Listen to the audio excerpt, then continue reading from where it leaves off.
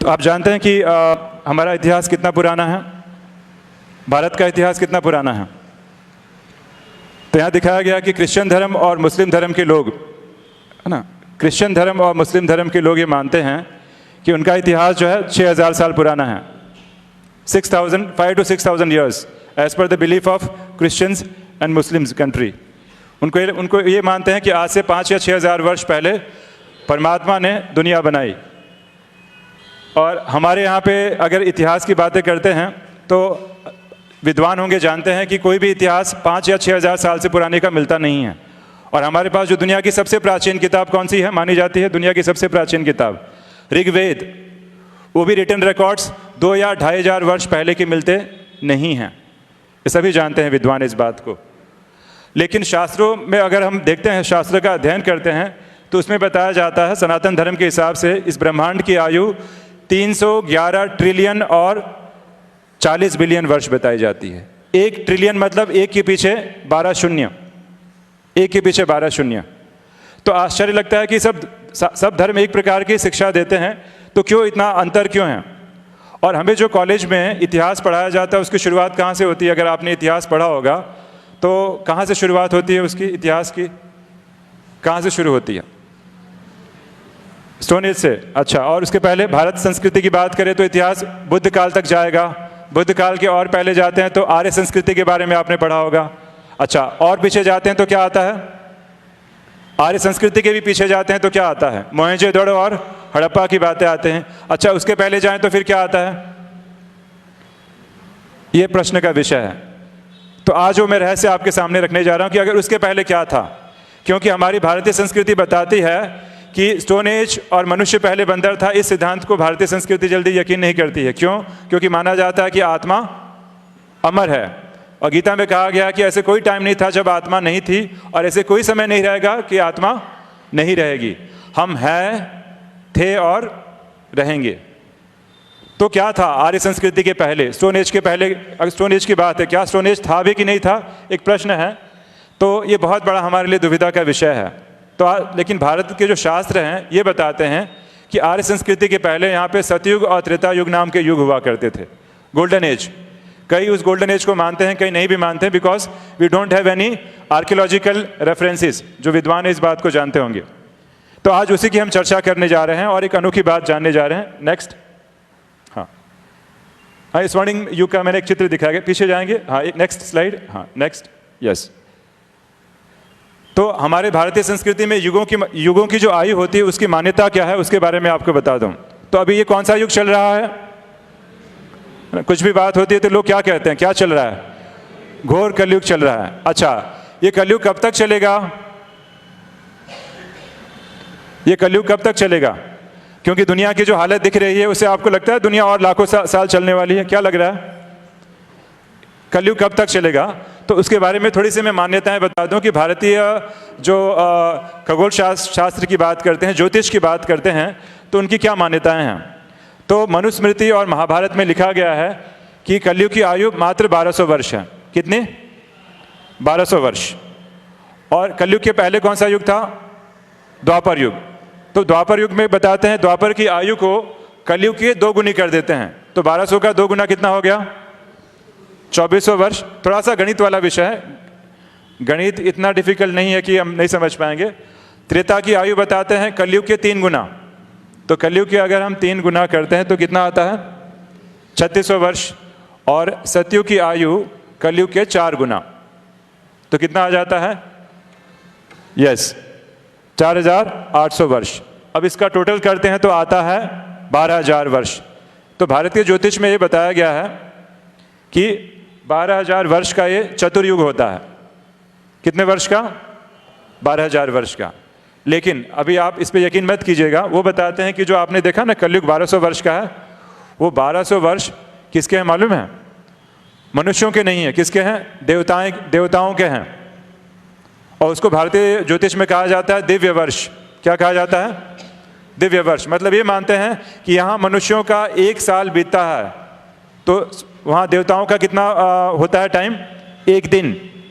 यहाँ मनुष्य का 2 वर्ष बीतता है तो वहाँ देवताओं का कितना होता है? 2 दिन। यहाँ मनुष्यों के 3 साल बीतते हैं तो देवताओं का कितना होगा? 3 दिन। इसी तरह यहाँ मनुष्यों के 360 साल बीत जाते हैं, तब जाके वहाँ देवताओं का क्या होता है, एक वर्ष होता है, जिसको दिव्य वर्ष कहा जाता है। तो अगर इसको मैं कन्वर्ट करता हूँ तो ये 1200 जो वर्ष दिख रहे हैं ना, ये मनुष्यों के नहीं है, किसके हैं, देवताओं के हैं। तो अगर ये 1200 को 360 से आप गुणा करेंगे, 1200 को 360 से गुणा करेंगे तो आता है 4,32,000 वर्ष। कितना आता है?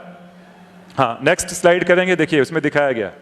देखिए कलयुग की आयु कितनी दिखाई गई है, 4,32,000 वर्ष। द्वापर की आयु 8,64,000 वर्ष। त्रेता युग की आयु 12,96,000 वर्ष और सतयुग की आयु 17,28,000 वर्ष। अगर इसका टोटल हम करेंगे तो 43,20,000 वर्ष आएगा। यह है ज्योतिष शास्त्रों में, शास्त्रों की बात नहीं कर रहा हूं, ज्योतिष शास्त्रों में यह मान्यता है। अच्छा, अब हम गीता की बात करते हैं, तो गीता की बात करते हैं तो किसकी बात आती है, महाभारत की। तो महाभारत आज से कितने साल पहले हुआ था, क्या मान्यता है? महाभारत आज से कितने साल पहले हुआ था? कौन कौन जानते हैं, हाथ ऊपर करेंगे, महाभारत कितने साल पहले हुआ था? हाँ, तो बताते हैं महाभारत आज से 5,000 साल पहले हुआ था। और जैसे ही महाभारत हुआ, महाभारत के बाद क्या चालू हो गया, कलयुग।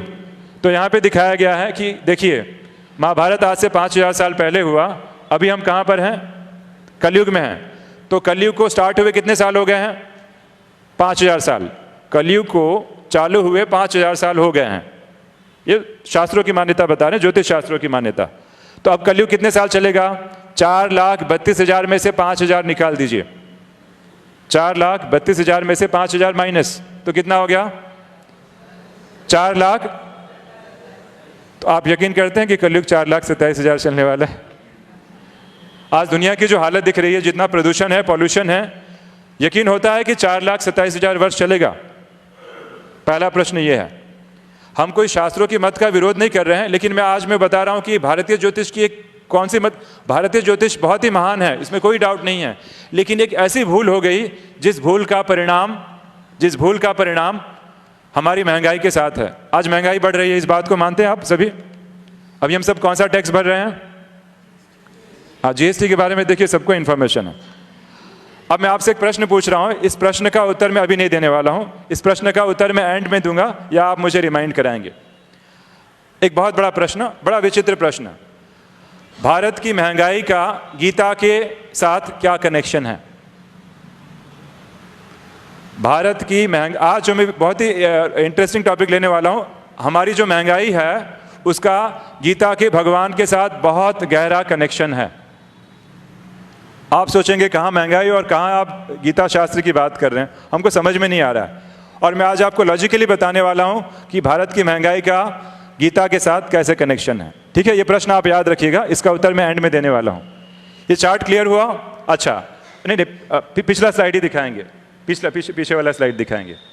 ठीक है, ये बहुत ही वैल्यूबल इंफॉर्मेशन है जो मैं आपके सामने रखने जा रहा हूँ। हाँ, पीछे, हाँ ठीक है ना, कोई बात, हाँ दिख रहा है, यस, हाँ थोड़ा सा आप, शायद मुझे लगता है मैं स्लाइड यहाँ से शायद चेंज करता हूँ, ये एक मैं यहाँ से कर लेता हूँ। हाँ, ये देखिए, अभी मैं कलयुग का हिस्सा दिखा रहा हूँ, कलयुग 4 लाख।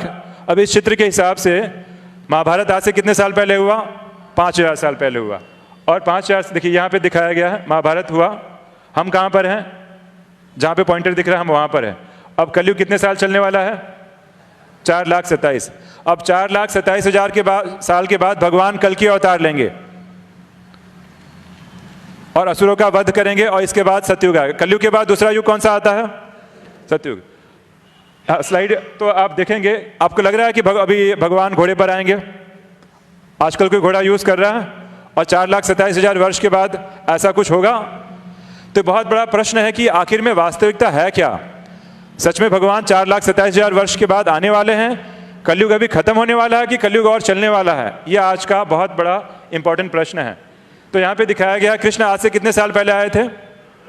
आज श्री कृष्ण जो है आज से 5,000 साल पहले आए थे। अब चित्र में फिर से मैं आपको दिखाता हूँ। और राम कभी आए थे? कृष्ण 5,000 साल पहले आए थे।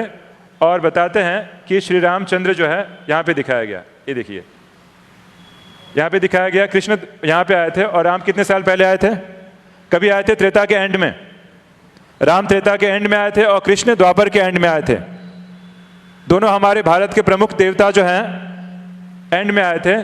तो इस गणना के अनुसार श्री रामचंद्र जी आज कितने साल पहले आए थे? आज से 8,64,000 प्लस 5,000, मतलब लगभग सब मिला के कितना साल हो जाएगा? 9 लाख साल। तो दुनिया का कोई भी इतिहासकार, अगर हम हिस्ट्री के हिसाब से देखते हैं, दुनिया का कोई भी इतिहासकार श्री रामचंद्र जी को, मेजॉरिटी जो भी दुनिया के इतिहासकार हैं, स्कॉलर जानते होंगे, 9 लाख साल पहले कभी नहीं मानता। श्री रामचंद्र जी आज से 9 लाख साल पहले हुए, इसका कोई हमारे पास, we don't have any evidences. मैं राम सेतु के बारे में भी कभी अलग से चर्चा कर सकता हूं, लेकिन यहां पे दिखाया गया, आमतौर पे इतिहासकार मानते हैं कृष्ण जी 5,000 साल पहले हुए हैं और श्री रामचंद्र जी अधिक से अधिक 7,000 ईयर्स। ये अगर आपने हिस्ट्री में पढ़ा होगा तो आमतौर पे ऐसे दिखाया जाता है। ठीक है, तो अब सवाल उठता है कि गड़बड़ कहां पे हुई? जरूर कहीं ना कहीं कुछ ना कुछ गड़बड़ है, और इस गड़बड़ ने क्या कर दिया? पूरे भारत के इतिहास को ही बिल्कुल एक अंधकार में डाल दिया। और गड़बड़ जानबूझ के नहीं हुआ, जानबूझ के नहीं हुआ, शायद हमारी नियति ऐसी थी कि ये मिस्टेक्स हुई। कैसे हुई? तो यहाँ पे दिखाया गया है, यहाँ पे देखिए, मुझे चित्र दिखाने की जरूरत नहीं है, सब जानते हैं कि लोकमान्य तिलक ने गीता रहस्य लिखा था, और लोकमान्य तिलक ने गीता रहस्य में लिखा है कि हमारे शास्त्रों में जो दिव्य वर्ष की कल्पना की गई है ना, उसमें जरूर कुछ ना कुछ क्या है? गड़बड़ है। लोकमान्य तिलक ने गीता रहस्य में इसका रेफरेंस दिया है। अब आवश्यक नहीं कि उन्होंने एक्सेप्ट किया हो कि ना किया हो, लेकिन रेफरेंस दिया है। डॉक्टर संपूर्णानंद, जिनके नाम से संस्कृत विद्यालय है नॉर्थ में, इन्होंने बुक लिखी आर्यों का आदि देश। उन्होंने स्पष्ट लिखा है कि दिव्य वर्ष की कल्पना सरासर गलत है। अब सारे के सारे विद्वान इस बात को रियलाइज कर रहे हैं।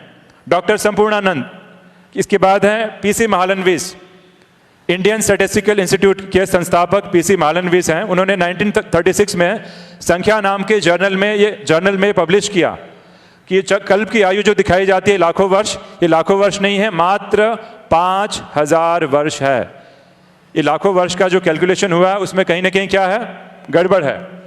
युक्तेश्वर गिरी, अलेक्जेंडर कनिंगहाम, बर्जिस, डीएस त्रिवेदी, ऐसे बहुत सारे रेफरेंसेस दिखाए जा सकते हैं। ये सारे के सारे विद्वान मानते हैं दिव्य वर्ष की कल्पना गलत है, निराधार है। आगे बढ़ते हैं। आपने इस चिन्ह को देखा होगा, क्या कहते हैं इसको? स्वास्तिक। कोई भी जब हम शुभ काम करते हैं तो स्वास्तिक ड्रॉ करते हैं। स्वास्तिक के पीछे बहुत बड़ा रहस्य है। स्वास्तिक वास्तव में मानव इतिहास को दर्शाता है कि मानव इतिहास 4 भागों में बटा है, सतयुग, त्रेता, द्वापर और कलयुग। हमारे यहाँ 4 युग होते हैं। पहला युग कौन सा होता है? सतयुग। दूसरा कौन सा होता है? त्रेता, फिर द्वापर, और अब क्या चल रहा है? स्वास्तिक खुद दिखाता है चारों युगों की आयु बराबर है, ये दुगनी, तिगुनी और चौगुनी नहीं है। भारत के एक महान ज्योतिषी हुए हैं, शायद आपने इनका नाम सुना होगा। कौन है ये? आर्यभट्ट। आपको जानकर आश्चर्य होगा, हाँ, आर्यभट्ट बताते हैं शून्य की बात आर्यभट्ट से हम लिंक करते हैं। हाँ, बहुत बड़े विद्वान थे, गणितज्ञ थे। आर्यभट्ट ने भी युगों की आयु बराबर मानी है। If you want you can check the references. हाँ, आर्यभट्ट के युगमान अलग था, उनकी लेंथ अलग थी, लेकिन चारों युगों की आयु उन्होंने क्या मानी? इक्वल, बराबर मानी। अच्छा, आपको मालूम है कि दिन कैसे निर्धारित होता है? पृथ्वी जब एक परिक्रमा करती है तो उसको हम क्या कहते हैं? अपनी धुरी पे परिक्रमा करती है, रोटेट करती है, तो क्या कहते हैं? दिन। और पूरे सूर्य की परिक्रमा करती है तो क्या कहते हैं? अब जो लोग दिव्य वर्ष की कल्पना को मानते हैं उनसे पूछा जाए कि बताइए, दिव्य वर्ष जब होता है तो पृथ्वी, सूर्य और चंद्रमा की कौन सी अवस्था होती है? They don't have any answer for this. हम आप जानते हैं कि आजकल ज़माना चेंज हो गया है। हम कौन सा कैलेंडर यूज़ करते हैं? कौन सा कैलेंडर यूज़ करते हैं? अभी कौन सा ईयर चल रहा है? 2018। हम ग्रेगोरियन कैलेंडर यूज़ करते हैं, लेकिन हमारे भारत देश में 1950 के बाद, भारत की जब आज़ादी हुई तो कैलेंडर रिफॉर्म कमेटी की स्थापना हुई, और वहाँ पे कैलेंडर्स आप देखते हैं कि भारत का इंडियन नेशनल कैलेंडर अलग रखा गया। और सप्तऋषि, कलयुगी संवत, विक्रम संवत के बारे में आप जानते होंगे। विक्रम संवत, शाक संवत, दुनिया का कोई भी संवत लाखों वर्ष तक नहीं जाता है। सारे के सारे संवत 5,000, 6,000 उसी वर्ष के आसपास रहेंगे। दुनिया का कोई भी संवत जो है लाखों वर्ष तक नहीं जाता है। तो हम कैसे माने कि दुनिया लाखों वर्ष जो है इतिहास चल रहा है? It is unbelievable. We don't have any strong references for this. अब मैं आपको बताता हूं कि दिव्य वर्ष की कल्पना कैसे शुरू हुई। हमारे शास्त्रों में एक बहुत ही विचित्र घटना है। आप जानते हैं कि पृथ्वी, अगर हम पृथ्वी के गोल है बराबर, एक होता है उत्तरी ध्रुव और दूसरा होता है दक्षिणी ध्रुव। और उत्तरी और दक्षिणी ध्रुव पर 6 महीने दिन होता है और 6 महीने रात होता है। अब इस बात को जानते ही होंगे, सब जनरल नॉलेज है।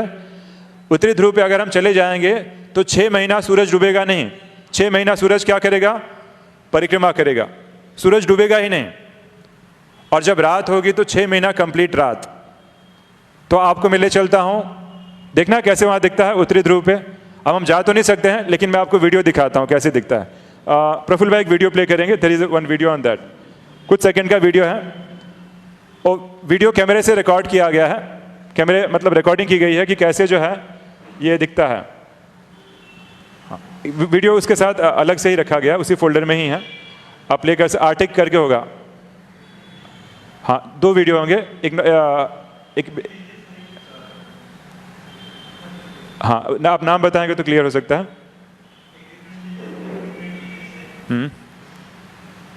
हाँ, वीडियो प्ले कीजिए, डिफरेंट एजेस वाला जस्ट प्ले कीजिए। नहीं ये नहीं है, ये नहीं है, दूसरा वीडियो है। और संप्रदाय था, ये भी नहीं है, मैंने ये भी नहीं है। शनकादिक ऋषियों से बात। हाँ ये है, थोड़ा सा अगर प्ले करेंगे तो क्लियर होगा। नहीं, इसके बाद वाला वीडियो है। यस, अब देखिए आपको कैसे सीन दिखाई देगा। इसके बाद वाला video, not this video. Correct. अभी हम मान लीजिए कि हम चले गए हैं उत्तरी ध्रुव। आई थिंक प्रीवियस वाला था, वही प्ले हो रहा है। अब तक वीडियो प्ले हुआ नहीं है। हाँ, चेंज कीजिए। ये नहीं है, दूसरा है। या एक काम करते हैं, वीडियो पहले हम बाद में देख लेंगे पहले। हाँ, शनकादिक ये नहीं है। एक मिनट, मैं वीडियो बाद में दिखाता हूँ आपको, कोई प्रॉब्लम नहीं है। कौन संप्रदाय था? मैं थोड़ा सा स्पेसिफिकेशन दे देता हूँ, तब आप देखेंगे। तो यहाँ पे आप चित्र देख रहे हैं, सूर्य की दिशा कैसे दिखाई गई है? गोल। तो सूर्य ऐसे जो है चारों ओर परिक्रमा करता है 6 महीने तक। तो हमारे जिन्होंने शास्त्र लिखा, हमारे ऋषि मुनियों को मालूम था उत्तरी ध्रुव पे 6 महीने का दिन होता है और 6 महीने का रात होता है। उस जमाने में जबकि लोग वहां पे पहुंच नहीं सकते थे, दे वर अवेयर ऑफ दैट। उसे ही शास्त्रों में कहा गया दिव्य दिन। शास्त्रों में दिव्य दिन का उल्लेख है, दिव्य वर्ष का कहीं उल्लेख नहीं है। और रामायण और महाभारत में भी दिव्य दिन का उल्लेख है, दिव्य वर्ष का कहीं उल्लेख नहीं आता है। Next slide. तो हमारे यहाँ लोग मानते थे कि नॉर्थ पोल और साउथ पोल पे कोई जा नहीं सकता था, बहुत ठंडी थी। और सबको मालूम था कि नॉर्थ पोल पे पूरा जो तारामंडल है पूरा गोल गोल परिक्रमा करता है। और उसका जिक्र महाभारत में अर्जुन की यात्रा में आया है। अर्जुन जो है बताता है कि पूरे विश्व की परिक्रमा करता है। तो अर्जुन ने जिक्र किया है कि उत्तरी ध्रुव पे सारे तारामंडल क्या करते हैं? परिक्रमा करते हैं। तो क्या सच में अर्जुन वहाँ पे गया था? ये एक बहुत बड़ा प्रश्न है। तो यहाँ पे ये दिखाया गया। हाँ, आगे बढ़ेंगे। तो उत्तरी ध्रुव और दक्षिणी ध्रुव पे आप देख रहे हैं कि ये कुछ नज़ारे, इसको हिंदी में कहेंगे, क्या कहेंगे? ध्रुव ज्योति या मेरु ज्योति, या इंग्लिश में कहते हैं अरोरा बोरियालिस। सूर्य का मैग्नेटिक फील्ड नॉर्थ पोल और साउथ पोल से टकराता है और वहाँ इस प्रकार का दृश्य निर्माण होता है। मैं छोटा सा एक वीडियो दिखाता हूँ। हाँ, प्रफुल्ल भाई वीडियो दिखाएंगे, अभी दिखा सकते हैं, कोई प्रॉब्लम नहीं है। हाँ, यस वीडियो। हाँ, मैं बता दूंगा कि प्रॉपर वीडियो है कि नहीं, क्योंकि काफ़ी दूर बैठे हैं, वरना मैंने यहाँ से दिखा दिया होता। यस, इसको मिनिमाइज करके। यस, हाँ, थोड़ा सा आगे बढ़ें। अभी वीडियो प्रोजेक्टर पे रिफ्लेक्ट होना चाहिए, क्योंकि प्रोजेक्टर पे रिफ्लेक्ट नहीं हो रहा है। हाँ, What is it and where does it come from? हाँ, और थोड़ा सा आगे फॉरवर्ड करेंगे। और ऑडियो अगर प्ले कर सके तो well and good. Strong magnetic fields push their way up through the हाँ, ये सूर्य है। सूर्य की जो है फ्लेयर्स, सोलर फ्लेयर्स निकल रही हैं। surface cools. थोड़ा और आगे बढ़ाएंगे ताकि हम कम समय में बहुत सारी चीजें कवर कर सकें। Electrically charged gas. हाँ, ये लहरें जो हैं पृथ्वी तक पहुंचती हैं, ये दिखाया गया वीडियो में। और आगे फॉरवर्ड करते जाएंगे। हाँ, ये लहरें टकराएंगी, अभी पृथ्वी से भी टकराएंगी। हाँ, और आगे। Strange happens. ये देखिए, ये पृथ्वी का मैग्नेटिक फील्ड है the Earth's magnetic field. और ये लहरें जो है अब टकरा रही हैं। The magnetic fields couple together and create a funnel for the gas पहले वॉल्यूम अगर बढ़ा सके तो well and good. daylight side of the pole. This is the daylight aurora. The magnetic fields stretch further back and couple together. The magnetic rubber band breaks, and gas from the solar storm streams along the magnetic lines towards the poles on the night side. This is the nighttime aurora. और अगर आप वहाँ पे जाएंगे, उत्तरी ध्रुव में जाएंगे, तो आपको कुछ अलग नज़ारा दिखाई देगा। कैसे दिखाई देगा, यहाँ पे दिखाया गया।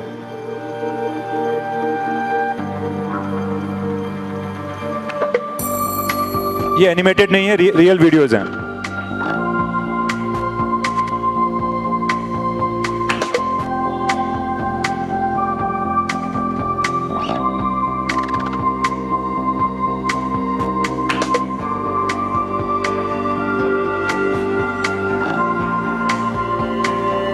Yes, next. हाँ, आपने इस वीडियो में देखा, इसे कहते हैं ध्रुव ज्योति या ऑरोरा बोरियालिस।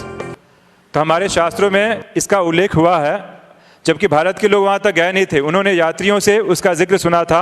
ये डॉक्टर संपूर्णानंद आर्यों के आदि देश में इसका रेफरेंस दे रहे हैं, ऑरोरा बोरियालिस के। तो हमारे शास्त्रों में लिखा गया था 6 महीने का दिन और 6 महीने की रात, इसको क्या कहते हैं, दिव्य दिन। लेकिन कहीं पे भी दिव्य वर्ष का जिक्र नहीं किया गया था। लेकिन आगे जैसे ही समय बीता तो ज्योतिषियों ने क्या किया, दिव्य वर्ष की कल्पना शुरू हो गई। और भारतीय ज्योतिष में सबसे बड़ा जो मिस्टेक हुआ वो दिव्य वर्ष की कल्पना हुई। वो क्यों हुई उसको भी हम कभी अलग सेशन में बताया जा सकता है, बट ये टेक्निकल सेशन नहीं है। सो केवल मैं समरी जो है कवर कर रहा हूँ। फॉरवर्ड करेंगे, हाँ, और आगे फॉरवर्ड करेंगे। हाँ, तो देखिए यहाँ पे आर्यभट्ट, वराहमिहिर और ब्रह्मगुप्त, ये भारत के महान ज्योतिषियों में इनका नाम आता है। वराहमिहिर के बारे में आप जानते होंगे, विक्रमादित्य के नवरत्नों में से एक गिने जाते हैं। और ब्रह्मगुप्त के बारे में अलजिब्रा जो बताते हैं, हम जो पढ़ते हैं अलजिब्रा, वो किसकी देन है, ब्रह्मगुप्त की देन है। ये भारत के महान ज्योतिषी हैं जो 5वीं, 6ठी और 7वीं सदी में जो है होकर गए हैं। अब मैं आपको आश्चर्य की बात क्या बताता हूँ। नेक्स्ट, आर्यभट्ट, ब्रह्मगुप्त और वराहमिहिर, ये भारत के महान ज्योतिष। वराहमिहिर बताते हैं कि उज्जैन के थे, MP, और ब्रह्मगुप्त बताते हैं कि ये भीनमल डिस्ट्रिक्ट राजस्थान के थे। ये भारत के महान ज्योतिषियों में इनका नाम गिना जाता है। और सच में इनकी विद्या बहुत ही हाई लेवल की थी, इसमें कोई डाउट नहीं। लेकिन केवल एक मिस्टेक से, एक गलती हुई और बहुत बड़ा गड़बड़ हो गया। अब हमको लगता है महान ज्योतिषी है तो इनके विचारधारा एक जैसी होगी, लग रहा है आपको? इन सबकी विचारधारा एक जैसी होगी कि अलग अलग होगी?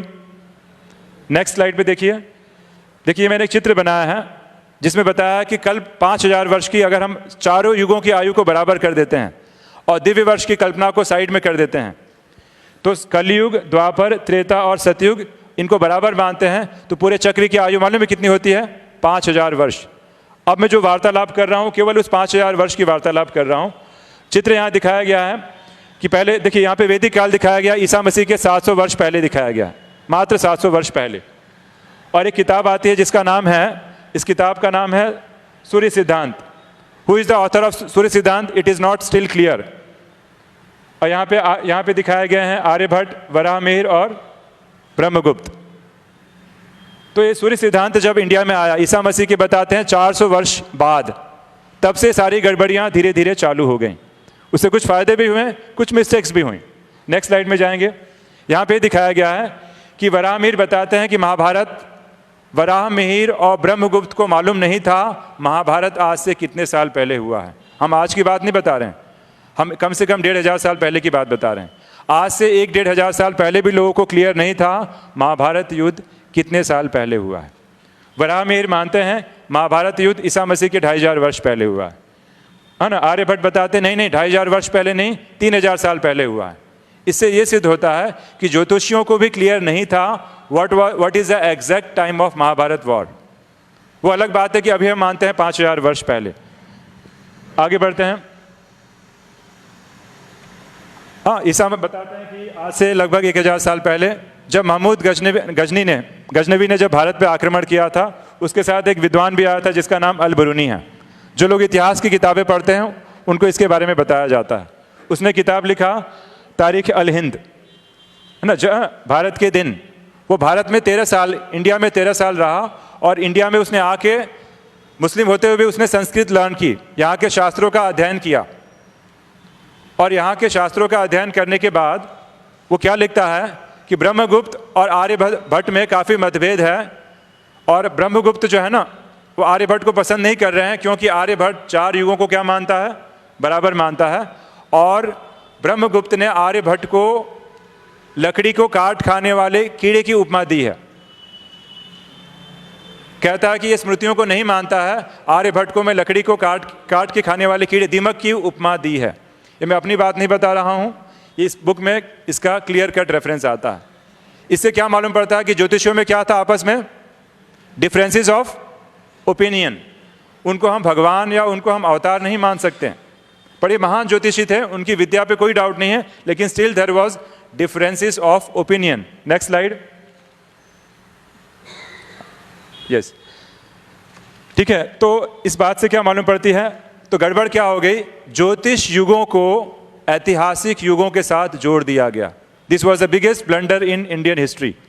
ज्योतिष युगों को ऐतिहासिक युगों के साथ जोड़ दिया गया और वो गलती तब से लेकर रिपीट होती गई। उस गलती का शास्त्रों में भी रेफरेंस आते गया और किसी ने उसका सुधार करने का प्रयास नहीं किया। और मैं अपनी कुछ बातें नहीं बता रहा हूं, ये सारी जो मैं बातें बता रहा हूं, we have strong references for this. आगे बढ़ते हैं। अच्छा, अब हम गीता की बात बताते हैं। गीता मालूम है सबसे ज़्यादा फेमस कब हुई? गीता सबसे ज़्यादा तब फेमस हुई, ईसा मसीह की बताते हैं लगभग 800 वर्ष के बाद आदि शंकराचार्य आए। और सब जानते हैं कि आदि शंकराचार्य ने क्या किया, गीता के ऊपर भाष्य लिखा। और जब उन्होंने भाष्य लिखा तो गीता का पहला चैप्टर पे कोई कमेंट्री नहीं लिखी। पहला चैप्टर और दूसरे जो चैप्टर है, दूसरे अध्याय का 10 श्लोक, वो भी उन्होंने उस पर ऊपर कुछ कमेंट नहीं किया। आदि शंकराचार्य की बात बता रहे हैं। इसके बाद रामानुज आए, इसके बाद निम्बरकाचार्य, कश्मीर में अभिनव गुप्त, और महाराष्ट्र में आप जानते हैं कौन है। हर एक ने गीता पे अपनी अपनी कमेंट्रीज और विचारधाराएं लिखी, है ना। लेकिन क्या हुआ, भले सारी उन्होंने विचारधाराएं अपनी व्यक्त की, लेकिन हम देखते हैं कि इन विद्वानों में भी गीता के ऊपर, गीता का अंतिम उद्देश्य क्या है, विद्वान एकमत नहीं है। तो आखिर क्या वो रहस्य की बात है कि एक ही गीता है, उस गीता पे इतने सारे विद्वान अपनी अपनी कमेंट्रीज लिखते हैं, but what is the ultimate message of Gita? Gita का फाइनल मैसेज क्या है, कोई भी विद्वान उसको स्पष्ट नहीं कर पाता है। हर एक की मान्यता अपनी अपनी है। आखिर ऐसा क्यों होता है? क्यों हम गीता पढ़ते हैं तो एक बार पढ़ने के बाद गीता क्लियर क्यों नहीं होती है? क्या गीता इतनी गहरी है? What is the mystery behind? उसी के बारे में हम थोड़ा स्पष्टीकरण करेंगे। तो जब अंग्रेज भारत में आए तो किसी को मालूम नहीं था कि भारतीय संस्कृति कितनी महान है। तो यहाँ दिखाया गया है कि 1784 में विलियम जॉन्स ने एशियाटिक सोसाइटी की स्थापना की। सारे विद्वान जानते हैं, एशियाटिक सोसाइटी की स्थापना की।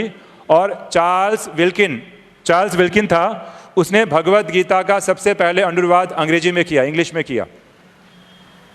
और तब जाके फॉरेन के लोगों को मालूम पड़ी कि भारतीय संस्कृति बड़ी महान है और गीता इतना बड़ा शास्त्र है। आज तक हम भारत के लोगों को क्या समझते थे, लेकिन इनके पास तो बहुत ज़बरदस्त शास्त्र है जिसको श्रीमद् भगवत गीता कहते हैं।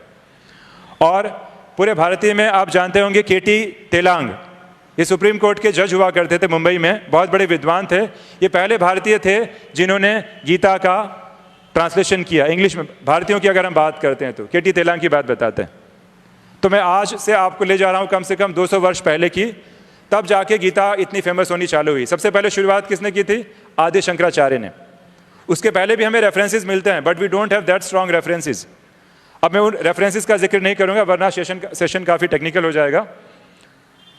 अब ये देखिए, ये कुछ विदेशी विद्वानों के नाम हैं, है ना। Von Humboldt, Richard Garbe, Rudolf Otto जो उसका शिष्य था, ड्यूशेन, E.W. हॉपकिंस, ये बड़े बड़े विद्वान थे। जब इन्होंने पहली बार गीता पढ़ी, ये सब मेजॉरिटी जर्मन्स थे, इन्होंने जब पहली बार गीता पढ़ी तो इनको डाउट हुआ, ये गीता किसी एक लेखक ने नहीं लिखा है, कम से कम एक से ज़्यादा लेखक ने लिखा है। ये डाउट आज से 200 वर्ष पहले ही शुरू हो चुका था। पर फिर क्या हुआ, अब भारतीय विद्वान की बात बताते हैं। स्वामी विवेकानंद मानते हैं गीता महाभारत से अलग थी, इसको बाद में महाभारत में ऐड किया गया। स्वामी विवेकानंद ने जो है ना, इस बात का reference the complete work of Swami Vivekananda में इसका क्लियरली रेफरेंस मिलता है। एस दासगुप्ता, महात्मा गांधी, ऐसे बहुत से विद्वान जगत को मालूम था, वो मानते हैं कि गीता जो है महाभारत से बिल्कुल अलग है, उसको बाद में महाभारत में ऐड किया गया। लेकिन कुछ भारतीय विद्वान जैसे लोकमान्य तिलक, केटी तेलांग, राधा कृष्णन, ये मानते हैं नहीं नहीं, गीता जो है महाभारत का ही मूल हिस्सा है। लेकिन इन्होंने भी जरूर डाउट व्यक्त किया, कुछ ना कुछ तो गड़बड़ है। They have given some indications. D Kosambi, Ambedkar, doctor Ambedkar, Premnath Baz, ये ऐसे ऐसे लोग हैं जिन्होंने भी इस बात को स्वीकार किया। मॉडर्न में भी ऐसे लोग हैं, अभी भी ऐसी किताबें, Meghnad Desai, Gerard Deussen, Angelika Malinar, ऐसे बहुत सारे लोग हैं जिन्होंने रेफरेंसेस दिए हैं गीता के बारे में। आजकल बुक्स आ रही हैं। I can show you some of the books जो मैं अपने साथ लेकर आया हूं। फॉर एग्जाम्पल ये देखिए,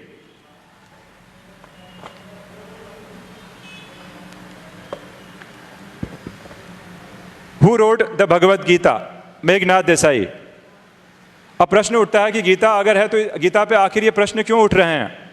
तो जो चर्चा आज से 200 वर्ष पहले चालू हुई थी, वो चर्चाएं धीरे धीरे अब क्या हो रही हैं, वापस जोर पकड़ रही हैं। सब अपने अपने कुछ ना कुछ कमेंट्स लिख रहे हैं। यहाँ पे मैं दिखा सकता हूँ और लोग जानते भी हैं, जिसका मैं अभी जिक्र करने जा रहा हूँ। ठीक है, the quest for original Gita, DS खैर, जो यहाँ से भी संबंधित थे, ये उनकी किताब है। तो अब मैं कुछ ऐसी बातें बता रहा हूँ जो शायद आपने आज से पहले नहीं सुनी होगी। तो यहाँ पे दिखाया गया है, ये देखिए सारे विद्वानों का लिस्ट है, हम इसके टेक्निकल डिटेल्स में नहीं जाएंगे। शंकराचार्य बताते हैं गीता का what is ultimate message of Gita. तो आदि शंकराचार्य ने बताया कि गीता का अंतिम उद्देश्य क्या है, गीता हमें संन्यास मार्ग के लिए इंस्पायर करती है। तिलक कहते हैं नहीं, गीता किसका हमें मैसेज देती है, निष्काम कर्म योग। आप जानते होंगे जिन्होंने अगर गीता रहस्य पढ़ा होगा। गांधी जी कहते हैं नहीं, अनासक्त कर्मयोग की शिक्षा देती है। तो एनी बेसेंट कहते हैं नहीं, गीता जो है ज्ञान, कर्म और भक्ति सब एक ही है, इसकी हमें शिक्षा देती है।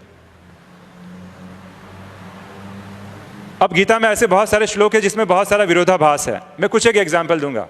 आपने ये श्लोक पढ़ा होगा, यदा यदा ही धर्मस्य, हम सुनते हैं। इस श्लोक का मतलब ये होता है कि जब जब अधर्म बढ़ता है तब भगवान क्या करते हैं, धरती पर अवतरित होते हैं। लेकिन उसी गीता में ऐसे श्लोक हैं जो ये बताते हैं भगवान सब जगह है, गॉड इज एवरीवेयर। तो सही क्या है, गलत क्या है, ये एक प्रश्न उठता है। गीता में देखिए बहुत सारे श्लोक हैं, जैसे श्लोक नंबर 2.37, उसमें ये बताया गया है कि भगवान ये कहते हैं, हे अर्जुन तू युद्ध कर, अगर तू युद्ध में मारा जाएगा तो स्वर्ग को प्राप्त होगा, और अगर तूने विजय प्राप्त कर ली तो उसका राजपाट भोगेगा। लेकिन अगले ही श्लोक में 2.38 में भगवान कहते हैं, और उसमें भी उसके पहले वाले श्लोक में बताया गया है कि क्या कर, तू अगर युद्ध कर रहा है, अगर तू युद्ध नहीं करेगा तो लोग तेरे बारे में बहुत सारे ना चाहे वचन कहेंगे, और एक पुरुष के लिए ऐसे वचन सुनना मृत्यु के समान है। और आगे जाके 2.38 में भगवान कहते हैं, निंदा, स्तुति, हानि, लाभ सब में क्या रहना चाहिए, समान। एक तरफ कुछ और मैसेज, दूसरा तरफ कुछ और मैसेज। ऐसे कॉन्ट्रडिक्शंस क्यों होते हैं गीता में? जस्टिस तेलांग ने, भले वो मानते नहीं थे, लेकिन उन्होंने पूरा डिटेल लिस्ट दिया है, what are the contradictions in Gita. He has given a detail information about that. अच्छा, अब सबसे बड़ा प्रश्न उठता है कि द्वापर के बाद कौन सा युग आया? द्वापर के बाद कलयुग आया। तो अगर गीता द्वापर युग में दी गई थी तो भगवान का अवतरण क्यों हुआ था? अधर्म का विनाश कर सत्य धर्म की स्थापना करने के लिए। तो द्वापर के बाद क्या आ गया? तो भगवान के आने का फायदा क्या हुआ? आप समझ रहे मैं क्या कहना चाहता हूं? फिर भगवान का आने का फायदा क्या हुआ? तो जो मैंने थोड़ी देर पहले बताया कि युगों के गड़बड़ी के कारण ये सब सारी बातें शुरू हो गई। अब सोचने वाले, हाँ, शास्त्रों में ये लिखा गया है कि सतयुग में धर्म अपने 4 पैर पे खड़ा रहता है। द्वापर में, त्रेता में कितने पैर पे खड़ा रहता है? 3। द्वापर में और कलयुग में 1। लेकिन कहीं नहीं बताया गया कि 2 गुना, 3 गुना, 4 गुना, ये कहीं बताया नहीं गया है। डॉक्टर की आवश्यकता कब पड़ती है?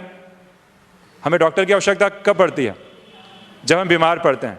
तो सतयुग में दुनिया बीमार थी, त्रेता में बीमार थी, द्वापर में बीमार थी। अब दुनिया की हालत कब खराब है? कलयुग में। तो भगवान का आने का टाइम क्या होना चाहिए? कलयुग का एंड होना चाहिए। ये बातों का यहाँ पे थोड़ा स्पष्टीकरण दिखा गया है। आश्चर्य की बात है, भगवान ने गीता किसको सुनाई थी? अर्जुन को सुनाई थी। और अर्जुन लास्ट में क्या कहता है? अर्जुन लास्ट में कहता है कि अब मेरा मोह क्या हुआ है, नष्ट हो गया है, अब मेरा मोह नष्ट हो गया है। मानते हैं इस बात को, गीता में लिखा गया है। अच्छा, अब जब कहता है कि नष्टो मोहा स्मृति लब्धा करियेश वचनम त्वा, सारी बातें गीता में लिखी गई है, 18वें अध्याय में आता है। मैं श्लोकों की बात नहीं करता हूँ। अब प्रश्न उठता है, इसका मतलब अर्जुन का मोह नष्ट हो जाना चाहिए। पर आगे हम क्या देखते हैं कि जब अर्जुन का पुत्र, कौन था अर्जुन का पुत्र, अभिमन्यु का वध होता है, तो अर्जुन को इतना क्रोध आता है कि वो प्रतिज्ञा कर लेता है कि जब तक मैं जयद्रथ का वध नहीं करूंगा तो मैं क्या करूंगा, अगर शाम के पहले अगर मैंने वध नहीं किया तो मैं क्या कर लूंगा, अग्नि समाधि ले लूंगा। इसका मतलब गीता सुनने के बाद भी अर्जुन का मोह नष्ट, ऐसा कैसे? इसलिए विद्वानों को डाउट होता है कि गीता पहले एक अलग से शास्त्र थी जिसे महाभारत में ऐड किया गया है। जैसे ही गीता शास्त्र खत्म होता है तो गीता की महिमा बताई गई है। भगवान अर्जुन से, उस गीता के श्लोक है कि जो इस गीता शास्त्र को पढ़ेगा ये बेनिफिट होगा, जो इस गीता शास्त्र का अध्ययन करेगा ये बेनिफिट होगा, जिसे हम कहते हैं फलश्रुति। हर शास्त्र के लास्ट में क्या होता है, फलश्रुति होती है। तो इसका मतलब अरे महाभारत तो अभी चल रहा है, तो ये इसकी बात यहाँ पे क्यों की जा रही है? और आगे बताते हैं अनुशासन पर्व में आगे आता है, अर्जुन कहता है जब महाभारत युद्ध खत्म हो चुका है, महाभारत युद्ध खत्म हो चुका है, अर्जुन कहता है कि हे भगवान, जो आपने गीता सुनाई थी मैं गीता फिर से सुनना चाहता हूँ। तो मालूम है कृष्ण का आंसर क्या था? कृष्ण का आंसर क्या था? तूने बहुत बड़ी गलती की कि तू भूल गया, अब वो मुझे गीता याद नहीं है। तो अगर गीता शास्त्र लिखा गया होता तो कम से कम भगवान ने कहा होता टेंशन मत ले, गीता शास्त्र पहले से लिखा जा चुका है, तू जाके पढ़ ले। तो ऐसे बहुत सारे मैं पॉइंट्स मतलब आपके सामने रख सकता हूं जिससे डाउट होता है कहीं कुछ ना कुछ तो गड़बड़ है। अभी आपको लगेगा कि शायद हम कहीं विरोध कर रहे हैं, जी नहीं। अगर हम ये रेक्टिफिकेशन करते हैं तो आपको मालूम पड़ेगा कि भारतीय संस्कृति इससे भी महान थी जो हम कभी स्वप्न में भी कल्पना नहीं कर सकते। आगे दिखाया गया है, ये देखिए। और जो बहुत कम लोग जानते हैं, गीता के बहुत सारे श्लोक उपनिषदों से मिलते जुलते हैं और कुछ कुछ उपनिषद के श्लोक गीता से बिल्कुल मिलते जुलते हैं। यहाँ पे दिखाया गया है ना, कठ उपनिषद के श्लोक एग्जैक्टली है ना 1.2.18 गीता के बताते हैं, भगवत गीता के दूसरे अध्याय के 20वें श्लोक से मिलता है। अब मैं सारे टेक्निकल रेफरेंसेस नहीं दूंगा, ये सारे के सारे अगर रेफरेंसेस दिए जाएं आप समझ सकते हैं। इसलिए कई विद्वान, और गीता में उपनिषदों का भी जिक्र आता है, इसलिए सारे विद्वान मानते हैं गीता लिखे जाने के पहले क्या लिखा गया था, उपनिषद। इसलिए कई कहते हैं कि गीता उपनिषदों का सार है। अब सार है तो गीता के श्लोक और उपनिषद के श्लोक मैच क्यों हो रहे हैं? ये डाउट हुआ महाराष्ट्र के एक बड़े विद्वान जिनका नाम था डॉक्टर गजानन श्रीपद खैर, और इन्होंने ये बुक लिखी है, आप ये देख सकते हैं, ये book the quest for original Gita. इन्होंने इसको मराठी में लिखी थी, इसका नाम था मूल गीतेची शोध, मराठी में पहले बुक लिखी गई थी।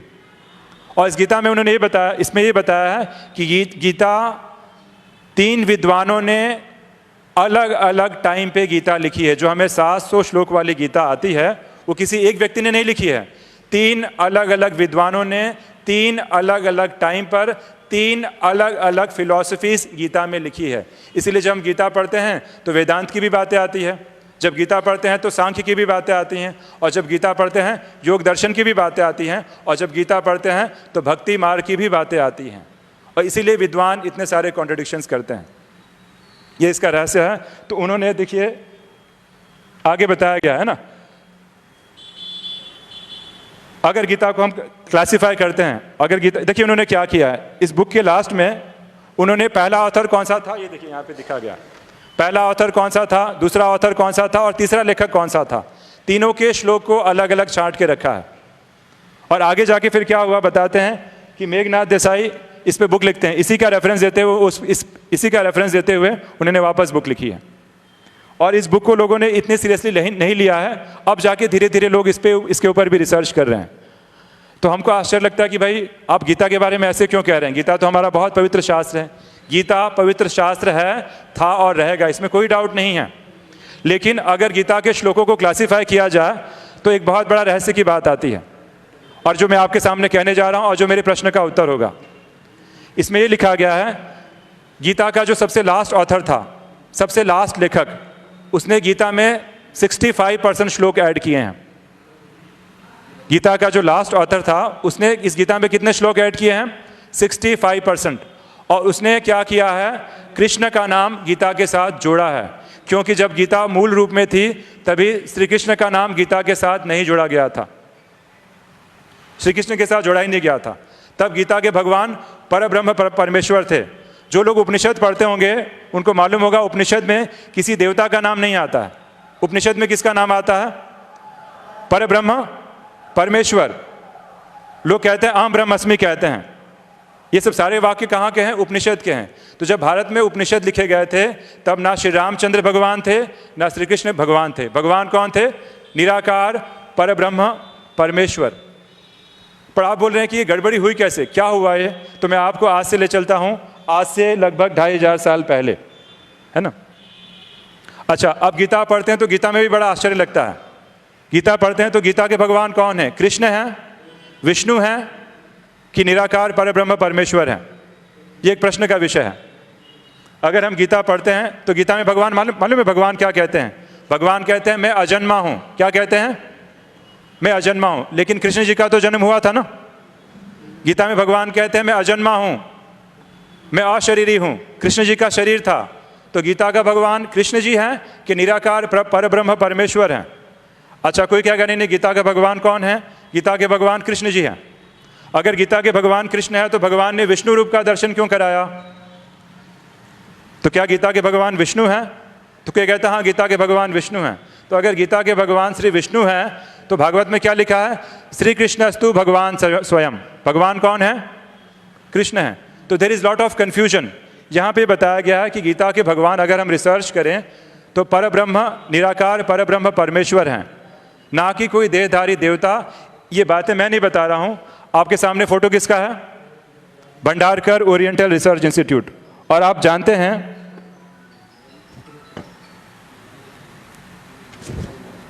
ये देखिए, ये फेमस बुक है आरजी भंडारकर की, वैष्णव शैव और अन्य धार्मिक मत। इसमें उन्होंने पूरा लिखा है कि वैष्णविज्म का डेवलपमेंट कैसे हुआ। इस बुक में उन्होंने ये लिखा है कृष्ण पहले भगवान नहीं थे, बाद में उन्हें भगवान के पद पे स्थापित किया गया। तो आपको लगेगा कि अरे ऐसे कैसे हो गया, how it can happen. But ये मेरे वाक्य नहीं है, आरजी भंडारकर जी ने खुद रेफरेंस दिया है।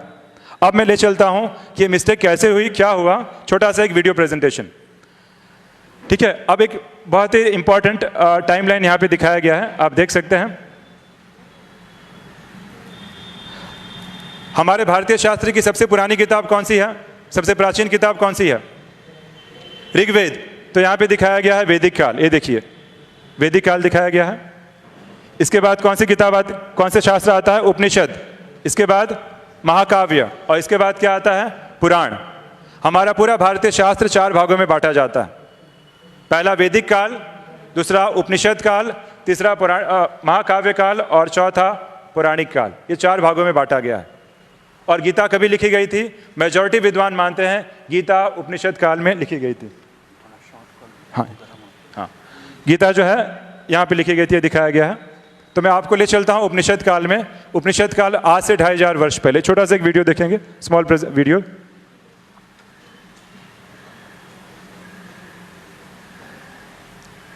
कौर संप्रदाय था, इसके पहले वाला वीडियो है, जिसका बौद्धों और जैनियों से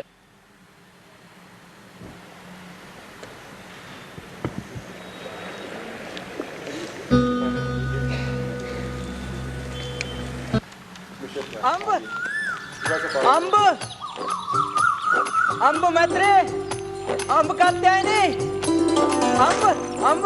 अंब मैत्रे प्रणाम। सभी को पराजित कर दिया है और इस बार 1000 गायें जीती हैं। 1000 गायें? हाँ, और इतना ही नहीं, हर गाय के सिंग पर 10-10 स्वर्ण मुद्राएं भी बंधी हैं। हर गाय के सिंग पर 10-10? थोड़ा सा फॉरवर्ड करेंगे। हाँ। साम, ये गाय गुरुकुल कब तक पहुंच जाएंगी? पहले उसे पानी तो पी लेने दो। क्या इस बार जनक सभा में? थोड़ा सा फॉरवर्ड। मैं ये दिखाना चाहता हूँ कि भारत में काफी ज्ञान चर्चा हुआ करती थी, जिसे हम उपनिषद काल कहते हैं, और यहाँ पे शास्त्रार्थ हुआ करता था हमारी भारतीय संस्कृति में। जनक सभा, हाँ, मिथिला के राजा जनक की सभा अपने काल में सवालों के पड़ताल के लिए प्रसिद्ध थी। दूर दूर से सोचने वाले जनक की सभा में आते। कई दिनों तक यह क्रम चलता। पूछताछ करो, प्रश्न करो, उत्तर दो, उत्तर ढूंढो, यही उद्देश्य।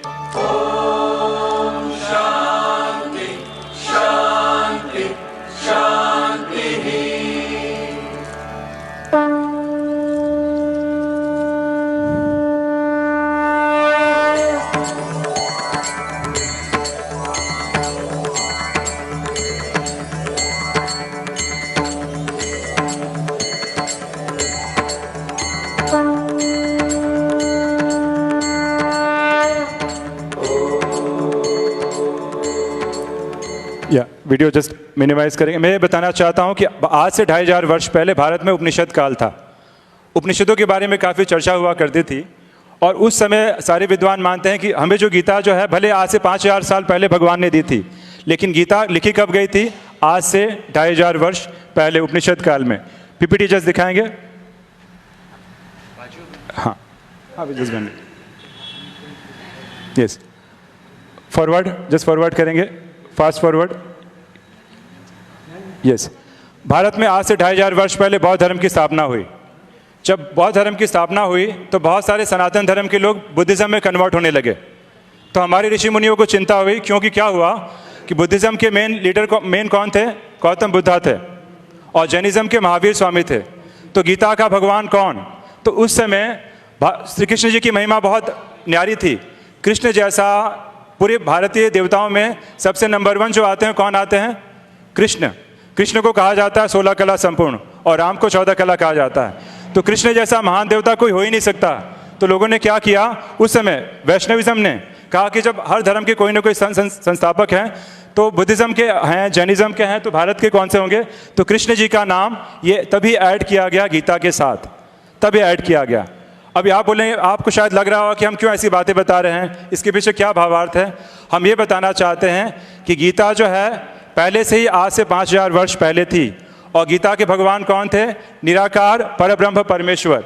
आगे की स्लाइड में दिखाया गया, बस फॉरवर्ड करेंगे, विल वाइंड अप। आगे और आगे और आगे और आगे, एकदम हाँ, भले फास्ट फॉरवर्ड करेंगे थोड़ा सा। यस, हाँ, यस, और आगे, यस, हाँ, अब हाँ, इसके पीछे वाली स्लाइड, इसके, हाँ बस काफ़ी है। आप ये चार्ट देख रहे हैं। अब मैं बहुत 2 महत्वपूर्ण बातें बताने जा रहा हूँ जिसका भारतीय संस्कृति के साथ बहुत गहरा कनेक्शन है। बुद्ध और महावीर के पहले, बुद्ध और महावीर कौन से धर्म को बिलोंग करते हैं? सनातन धर्म को बिलोंग करते हैं। बुद्ध के पिता भी सनातन धर्म से थे, महावीर स्वामी भी सनातन धर्म से थे, और इब्राहिम ने इस्लाम धर्म की स्थापना की। और इब्राहिम से आप जानते हैं कि मोहम्मद पैगंबर और क्रिश्चियनिटी का कनेक्शन है। इब्राहिम के पिता भी मूर्ति पूजक थे, और बताते हैं कि यहाँ की ही मूर्ति पूजा की परंपरा इंडिया से विदेशों में गई थी। और दुनिया में एक टाइम था जब सभी दुनिया के लोग एक निराकार परब्रह्म परमेश्वर को मानते थे। इसलिए आप जाएंगे तो क्रिश्चियनिटी में, चर्च में और मस्जिद में आपको मूर्ति नहीं मिलेगी। क्यों? क्योंकि वो भी किसको मानते हैं? एक निराकार परब्रह्म परमेश्वर को। और उपनिषद काल में भी एक परमात्मा की ही मान्यता थी। तो इससे ये सिद्ध होता है कि अगर गीता परब्रह्म परमेश्वर ने दी थी, तो दुनिया की सबसे बड़ी किताब कौन सी, किसको गिनी जाएगी? श्रीमद् भगवद गीता को। तो श्रीमद् भगवद गीता सर्वशास्त्रमय शिरोमणि है। Shrimad Bhagavad Gita is the top most scripture in the world. लेकिन हम अगर इसको कृष्ण के साथ एसोसिएट करते हैं तो केवल ये सनातन धर्म के साथ ही सीमित रह जाती है। तो ये गीता केवल हिंदू धर्म का शास्त्र नहीं है, लेकिन गीता जो है दुनिया के सभी धर्मों का शास्त्र है। इससे हमारी सनातन धर्म की और महानता बढ़ जाती है, घट नहीं जाती है। केवल ये सनातन धर्म तक सीमित नहीं है। ये इस प्रेजेंटेशन का मूल उद्देश्य ये था। अब इससे बेनिफिट क्या होगा? नेक्स्ट स्लाइड में जाइए। हाँ, नेक्स्ट स्लाइड। इससे बेनिफिट आप बोलेंगे, हाँ पिछला स्लाइड। आप बोलेंगे इससे बेनिफिट क्या होगा? अगर दुनिया को मालूम पड़ जाए कि गीता जो है सिर्फ सनातन धर्म की नहीं है, क्रिश्चियंस की भी है, मुस्लिम्स की भी है, तो पूरी दुनिया में जितने भी जो लड़ाई झगड़े चल रहे हैं क्या हो जाएंगे? समाप्त हो जाएंगे। और हमारी भारतीय संस्कृति के बारे में लोगों को तब जानकारी होगा कि हमारी भारतीय संस्कृति कितनी महान है, पहली बात। और मैं आपको महंगाई की बात बता रहा हूँ। मैंने प्रश्न पूछा था महंगाई का गीता के साथ क्या कनेक्शन है, मैं बता रहा हूँ। जब आज से 2500 वर्ष पहले गीता को केवल सनातन धर्म के साथ सीमित कर दिया गया, तो जब महमूद गजनवी, जब विदेशी लोगों ने भारत पे आक्रमण किया, तो उनको क्या लगा? उनको लगा कि भाई इनके भगवान, इनके देवता कौन है? कोई देहधारी देवता है। अगर महमूद गजनवी और जो इस्लाम धर्म के लोग हैं उनको अगर मालूम होता कि ये गीता वास्तव में जो है ये हमारी उसी अल्लाह को मानते हैं और गीता उसी अल्लाह या उसी गॉड की किताब है, अगर लोगों को मालूम होता तो भारत दुनिया का सबसे टॉप मोस्ट देश होता। भारत को कोई लूटता नहीं यहाँ पे। आपको मालूम है कि सोमनाथ का मंदिर लूटा गया और हमारे देश में 700 वर्ष तक मुस्लिम धर्म का राज्य रहा, 700 ईयर्स तक, और इंडिया लूटा गया। और लास्ट में जब 200 वर्ष बचे तो कौन आए? ब्रिटिश। और ब्रिटिश ने हमको क्या किया? ब्रिटिश भी आपको मालूम है कितना लूट कर ले गए। केवल एक गड़बड़ी हो गई, गीता जो वास्तव में निराकार परब्रह्म परमेश्वर की किताब है उसको केवल सनातन धर्म तक सीमित कर दिया गया। ये रिसर्च वर्क का कहना कई बार लोग पहली बार सुनते हैं तो लोगों को लगता है कि शायद हमारे शास्त्र का विरोध कर रहे हैं, लेकिन शास्त्रों के विरोध की बात नहीं। जैसे भंडारकर ओरिएंटल रिसर्च इंस्टीट्यूट है, इसने 40 वर्ष मेहनत करके क्रिटिकल एडिशन ऑफ महाभारत तैयार किया जो पूरी दुनिया में फेमस है। तो मेरा यही रिक्वेस्ट है कि हम सभी विद्वान कॉमन प्लेटफॉर्म पे आए और इस शास्त्रों की बातों को एक बार थोड़ा टेक्निकल तरीके से out of the box thinking करें, एक बार out of the box thinking करें, वैज्ञानिक पद्धति अपनाते हुए इस पर रिसर्च करें तो मालूम पड़ेगा कि गीता केवल सनातन धर्म का शास्त्र नहीं है, गीता दुनिया के सभी धर्म का शास्त्र है। उससे हमारे भारत देश की गरिमा जो है उस पर 4 चांद लग जाएगा। और उसी गीता को जो है ब्रह्मा कुमारी संस्था भी वही मानती है कि गीता जो है निराकार ने दिया है स्पेसिफिक। और हम कृष्ण को तो इतना मानते हैं कि जितना शायद दुनिया के कोई भी धर्म वाले श्री कृष्ण जी को नहीं मानते होंगे, और हम मानते ही नहीं हैं, लेकिन कृष्ण जी के युग में जाने के लिए हम अपने जीवन में जो है त्याग तपस्या का अनुकरण कर रहे हैं। इसका ये सारांश था इस पूरे प्रेजेंटेशन का। ओम शांति।